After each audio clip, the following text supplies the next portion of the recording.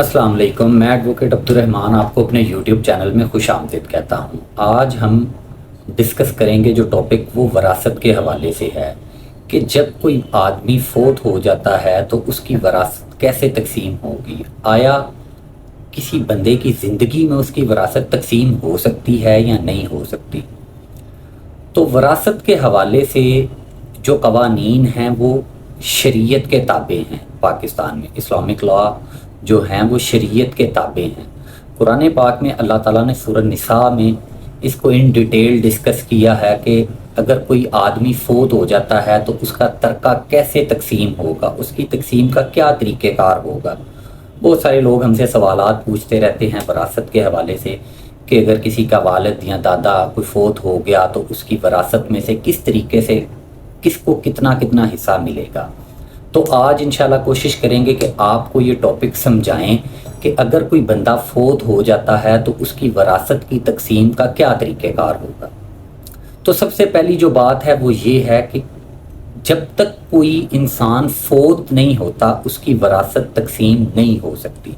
मतलब उसकी वरासत की तकसीम तब ही, वरासत का कानून शुरू ही तब होता है जब वो बंदा फोत हो जाता है। जब वो फोत हो जाएगा उसके बाद उसकी वरासत किस तरीके से तकसीम होगी, इसके डिफरेंट सिनेरियोज़ हैं। ये एक बड़ा टेक्निकल जो है वो मामला है। वरासत की तकसीम बड़ा टेक्निकल इशू है, इसको बड़े टेक्निकल तरीके से डील किया जाता है। इसके डिफरेंट जो हैं वो मोड्स हैं कि हर सिनेरियो के एतबार से वरासत डिफरेंट तरीके से तकसीम होगी। तो सबसे पहले हम एक सिनेरियो डिस्कस करते हैं। वो सिनेरियो ये है कि एक आदमी फोत हो जाता है, उसके वारसैन में उसके वालदैन हयात हैं, उसका वालिद वालदा या दोनों में से कोई एक ज़िंदा हैं, उसकी बीवी है, बेवा जो है वो हयात है, उसके बाद उसके बच्चे जो हैं, मिसाल के तौर पर उसके 2 बेटे और 2 बेटियां हैं। अब इन वारसैन में उसकी वरासत कैसे तकसीम होगी। तो सबसे पहले जब भी वरासत तकसीम होती है तो सबसे पहले उसमें से कुछ डिवीजन्स होती हैं कि सबसे पहले वरासत तकसीम होने से पहले जो उसकी तजहीज़ व तदफीन पे ख़र्चा आएगा वो उसके तरके से निकाला जाएगा। उसके बाद अगर उसने किसी का कोई कर्ज़ देना है तो वो कर्ज़ उसके जो है तरका उसमें से अदा किया जाएगा। उसके बाद तीसरी चीज़ है, अगर उसने कोई वसीयत की हुई है तो याद रखिएगा वसीयत 1/3 से ज़्यादा नहीं होती। और अगर किसी ने वसीयत 1/3 की हुई है तो सबसे पहले वो वसीयत की जो रकम होगी वो अदा की जाएगी। उसके बाद जो बाकी रकम बच जाएगी उसको वारसैन में तकसीम किया जाएगा।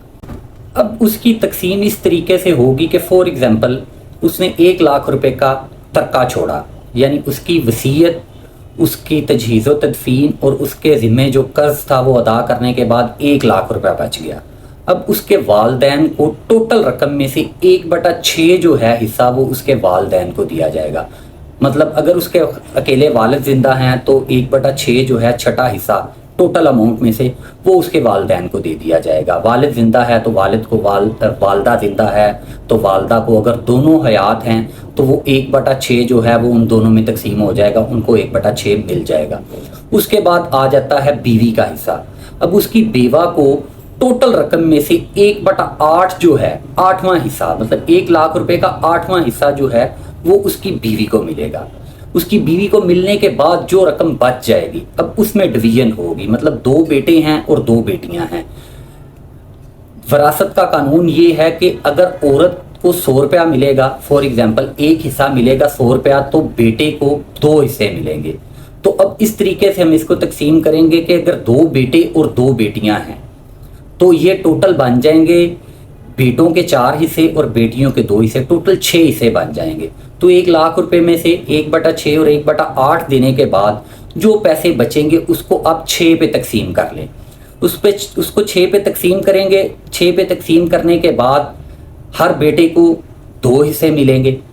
6 में से 2 हिस्से एक बेटे को, 2 हिस्से दूसरे बेटे को, और बाकी जो 2 हिस्से बचेंगे उसमें से 1 हिस्सा बेटी को। ये तो था कि अगर वालदैन ज़िंदा हैं, बीवी ज़िंदा है, 2 बेटे और 2 बेटियां हैं। अब दूसरे सिनेरियो की तरफ चले जाते हैं। अगर फोत शुद जो है उसके वारसैन में उसके वालदैन ज़िंदा नहीं हैं, उसकी बीवी है اور 2 بیٹے اور 2 بیٹیاں ہیں، تو اس میں یہ ہوگا کہ 1/8 حصہ اس کی بیوی کو مل جائے گا، باقی جو بچ جائے گا اس میں اسی طریقے سے اس کے 6 حصے کر لیے جائیں گے، 4 حصے بیٹوں کو مل جائیں گے اور 2 حصے جو ہیں وہ بیٹیوں کو مل جائیں گے۔ اب تیسرے سینیریو کی طرف آ جاتے ہیں۔ تیسرا سینیریو یہ ہے کہ اس کی بیوی حیات ہے، بیوہ زندہ ہے، اور اس کی ایک ہی بیٹی ہے، جو فوت ہو گیا اس کی صرف ایک بیٹی ہے۔ تو اب ترکہ اس طریقے سے تقسیم ہوگا کہ 1/8 حصہ جو ہے وہ اس کی بیوی کو مل جائے گا، اور جو اس کی ایک بیٹی ہے آدھا حصہ، جو باقی رقم 1/8 کے بعد جو باقی رقم بچ جائے گی اس کا آدھا حصہ جو ہے وہ اس کی بیٹی کو مل جائے گا، اور باقی آدھا جو ہے وہ اگر اس کے والدین زندہ ہیں تو اس کے والدین کو شفٹ ہو جائے گا، اور اگر والدین نہیں ہیں تو اس کے فوت شدہ کے بھائیوں کو ریورٹ ہو جائے گا۔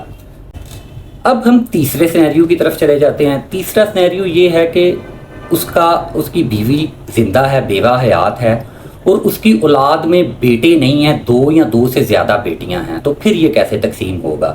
تو اس کو تقسیم کرنے کا یہ طریقہ ہے کہ 1/8 اس کی بیوی کو مل جائے گا، بیوہ کو، اس کے بعد جو بچ جائے گی رقم اس کو ہم 3 حصوں میں تقسیم کر لیں گے۔ 3 حصوں میں تقسیم کریں گے، 2 حصے اس کی جو بھی بیٹیاں ہیں، ایک سے زیادہ مطلب 2 یا 3 جتنی بھی بیٹیاں ہیں، 3 حصوں میں سے 2 حصے جو ہیں وہ اس کی بیٹیوں میں تقسیم ہو جائیں گے، اور جو ایک حصہ بچ جائے گا وہ اگر اس کے والدین حیات ہیں تو والدین کو، اگر والدین حیات نہیں ہیں تو اس کے بھائیوں میں تقسیم ہو جائے گا۔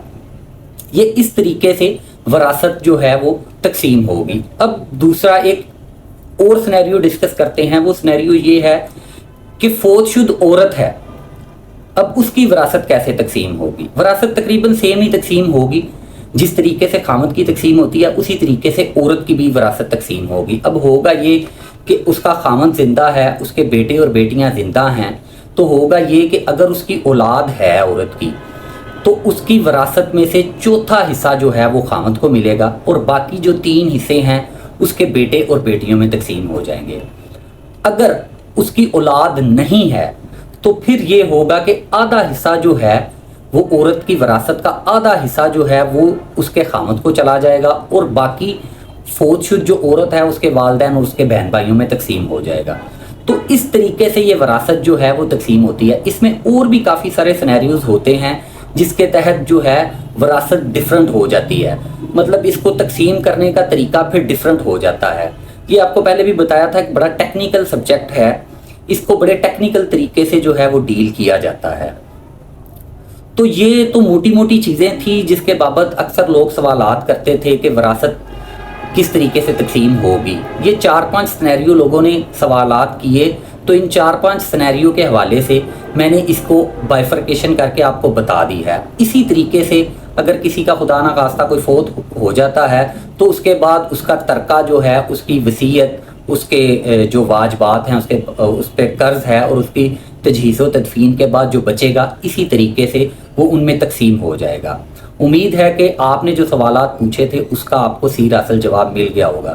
پھر بھی اگر آپ کا کوئی سوال ہو تو آپ ہم سے پوچھ سکتے ہیں، ہم کوشش کریں گے کہ آپ کے سوالات کے آپ کو تسلی بخش جوابات دیں۔ Thank you so much for watching my video.